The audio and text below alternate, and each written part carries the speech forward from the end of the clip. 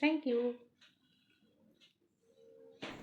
নমস্কার, জীবন পাতা চ্যানেলের আরও একটা নতুন ব্লগে আপনাদের সবাইকে ওয়েলকাম। ভিডিও শুরুতেই আমার আর আমার পিহু সোনার তরফ থেকে আপনাদের সকলকে অনেক অনেক অনেক ধন্যবাদ আমার পিহুকে এত ভালোবাসা দেওয়ার জন্য।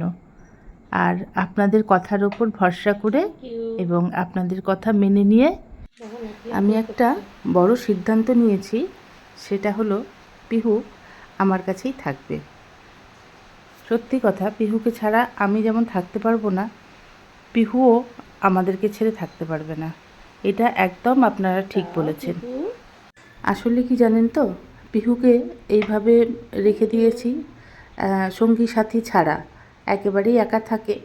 আর তাছাড়া আগে যেমন খোলা অবস্থায় থাকতো, এখন তো মাঝে মাঝে ওকে আটকে রাখতে হয়। আর সেই সব কারণে না আমি ভেতরে ভেতরে একটা অপরাধ বোধে ভুগছিলাম। আর সেই কারণেই এই কঠিন সিদ্ধান্তটা নিয়েছিলাম। তবে এখন আপনাদের সহযোগিতায় আমি সিদ্ধান্ত বদল করলাম। তো পিহু আমাদের সাথে থাকবে যতদিন থাকবে। আর তবে একটা কথা কি, যে আইনের একটা যে ব্যাপার আছে, আমাদের বন দপ্তর বিভাগের যে একটা আইনের ব্যাপার আছে, সেই ব্যাপারটা এটা যদি সলভ হয়ে যায় তাহলে আমি ওকে আরও নিশ্চিন্তে রাখতে পারবো। তবে খবর পেয়েছি আর কি, আমাদের এখানে একজন বন দপ্তরের কর্মী, আমার ছোটোবেলার পরিচিত দাদা আর কি, উনি এখানে আছেন বর্তমানে, এখন লাটাগুড়িতে থাকেন। তো ওনার নাম্বার এবং বাড়ির খোঁজ পেয়েছি। ওনার ওখানে গিয়ে আমি পরামর্শ নেওয়ার পরে আমি তাহলে নিশ্চিন্তে থাকতে পারবো আর কি। ওনারা যেটা বলবেন সেটা করব।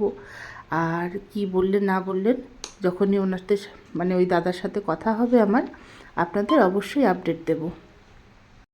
পিহু এখন এত কথা শিখেছে আর এইভাবে মেশে, এই যে দেখুন গাছের থেকে লঙ্কা খাচ্ছে। তারপর যখন শীতকালে আমার গত বছরে আর কি সূর্যমুখী ফুল হয়েছিল, সেই সূর্যমুখীর গাছের সামনেও ধরেছিলাম, ফুল থেকে বীজ খেয়েছে। এত ভালো লাগছিল সত্যি কথা। এই সব জিনিস তো আমি খুব মিস করব এবং এটা কোনো দিনই ভোলার না। সত্যিও আমার সন্তানের মতনই, যেই অবস্থায় ওকে পেয়েছিলাম দেখুন কিভাবে ডাকছে আমাকে।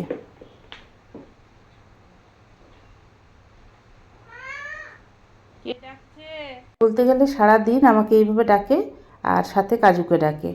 কাজু আর মা, এই দুটো ওর মুখে অনবরত লেগে আছে। এছাড়া কোনো কোনো সময় পপ্পুকে ডাকে। আর খুব আগে বাবা বাবা বলতো, এখন আর বলে না। বর্তমানে বাবার সাথে খুব ঝগড়া হয় এখন। একদিন সেই ভিডিও আপনাদের দেখাবো। এখানে আমি সেই আগের ছোট্ট খাঁচাটাকেই ব্যবহার করছি, কারণ কাজু ছাড়া রয়েছে। আর এটা অনেক দিন আগেকার ভিডিও, তখন ওর গলায় দেখুন রিংও হয়নি। এখন যেমন রিং হয়ে গেছে। আর ওর নামটা দিয়েছিলাম কিন্তু পিহু, আমরা মেয়ে ভেবেছিলাম, কিন্তু এখন দেখছি ওটা ছেলে পাখি। তো যাই হোক, তো ওকে ওইভাবে রেখেছিলাম আটকে কাজুর জন্য। আমাকে ডাকছিলে? নো,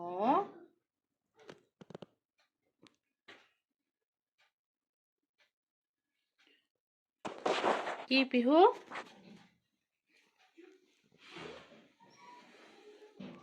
পিহু ডাকছো আমাকে? কাজু কই?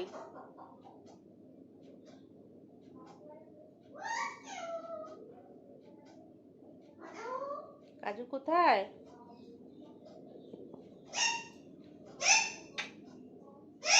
এই যে কাজু আসছে, কাজুকে ডাকো। কাজু, এই যে দুষ্টু কাজু চলে এসছে, তোকে ডাকে। পিহু দিদি ডাকছি তোকে, যা। পিহু, কাজুকে ডাকো তো। কাজু, ডাকো। এই যে কাজু এসছে তো, ডাকো। কাজুকে ডাকো, কি বলবে বলো। কাজু। এর না অনেক স্মৃতি কিন্তু আমাদের কাছে ছিল, কিন্তু বর্তমানে নেই। কারণ আমার যে পুরনো মোবাইলটা সেটাও নষ্ট হয়ে গেছে।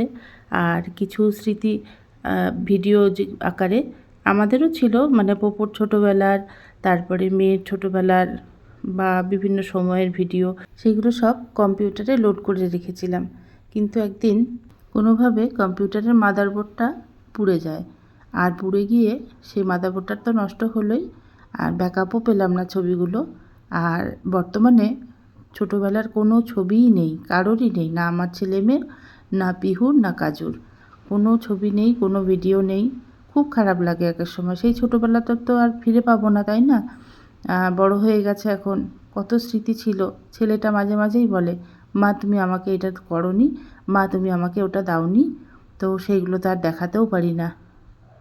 যাই হোক, আমার এই ভিডিওগুলো যদি আপনাদের ভালো লেগে থাকে তাহলে অবশ্যই পাশে থাকবেন সাবস্ক্রাইব করে, আর ভালো লাগলে অবশ্যই একটা লাইক শেয়ার করবেন আর কমেন্টে লিখে জানাবেন। এইভাবে আমাকে উৎসাহ দিলে আমি আরও ভালো ভালো ভিডিও আপনাদের সামনে উপস্থিত করতে পারবো। আর হ্যাঁ, অনেকেই বলেছেন পিহুকে আমাকে দেবেন নাকি। আসলে কি বলুন তো, ও তো সত্যি কথা আমাদের সন্তানের মতনই। খুব ছোট ছিল যখন, আগেই বলেছি আর কি, খুব ছোট ছিল যখন ওকে কুড়িয়ে পেয়েছি। ওর তখন ডানা ভালো ছিল না, মানে ভালো করে উঠতে পারতো না, আর পায়েও ব্যথা ছিল, হাঁটতে পারতো না। ডাক্তারবাবুকে দেখিয়েছি, উনিও বললেন কিছুই করার নেই, আর ওষুধপত্র দিতে পারবো না এর জন্য।